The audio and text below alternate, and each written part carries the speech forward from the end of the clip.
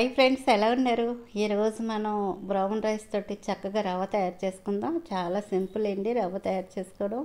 ఇలా రవ్వ చేసుకుని మనం పెట్టుకున్నామంటే ఉప్మాకు తయారు చేసుకోవచ్చు. అలాగే మనం ఇడ్లీ కూడా వాడుకోవచ్చు ఈ రవ్వని. అలాగే ఇప్పుడు మనం బ్రౌన్ రైస్ తీసుకోవాలి. మనకి రవ్వ ఎంత కావాలో దాన్ని బట్టి మీరు రైస్ తీసుకోండి. నేనైతే 1 కేజీ రైస్ తీసుకున్నాను, బ్రౌన్ రైస్.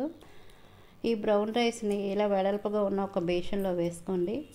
వేసిన తర్వాత ఈ రైస్ ములిగే వరకు నీళ్ళు పోయండి. ఇలా నీళ్ళు పోసిన తర్వాత చూడండి, కొంచెం రైస్ ఇలా పైకి తేలుతున్నట్టున్నాయి కదా, అందుకు ఒకసారి చేతితో అంతా కలపండి. ఇలా కలిపిన తర్వాత నానబెట్టుకోవాలి రైస్ని. నేనైతే నైట్ నానబెట్టుకుంటున్నాను.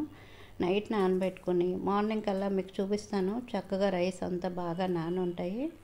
ఇలా నానబెట్టుకొని మన రవ్వ చేయడం వలన ఉప్మా బాగుంటుంది. ఒకసారి ఈ విధంగా ట్రై చేయండి. చక్కగా మార్నింగ్ కల్లా మనకు బియ్యం నానిపోయి కదా, ఇలాగ వీడియోలో చూపించినట్టు చేతితోటి ఇలా కలుపుతూ చక్కగా కడగండి ఒక 2 సార్లు. మీకు కడిగిన తర్వాత రైస్ చూపిస్తాను.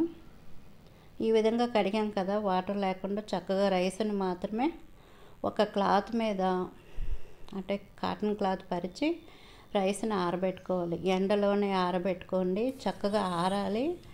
బాగా ఆరితేనే మనకి రవ్వ చక్కగా ఎక్కువ రోజులు మనం స్టోర్ చేసుకోవచ్చు.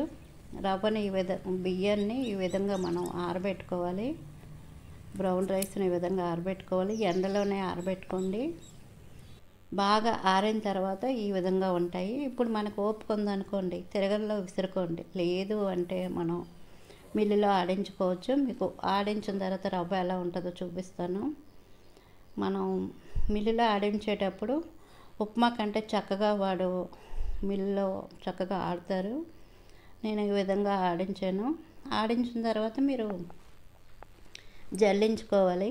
అంటే పిండి ఏదైనా ఉంటే చక్కగా మనం జల్లించుకోవాలి. నేను ఇలా జల్లించాను. ఈ రవ్వని మనం ఒక డబ్బాలో స్టోర్ చేసుకోవచ్చు.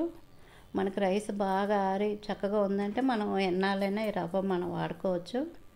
ఇలా డబ్బాలో స్టోర్ చేసుకోవాలి. నేను పిండి కూడా చూపిస్తాను, జల్లించుగా వచ్చిన పిండిది.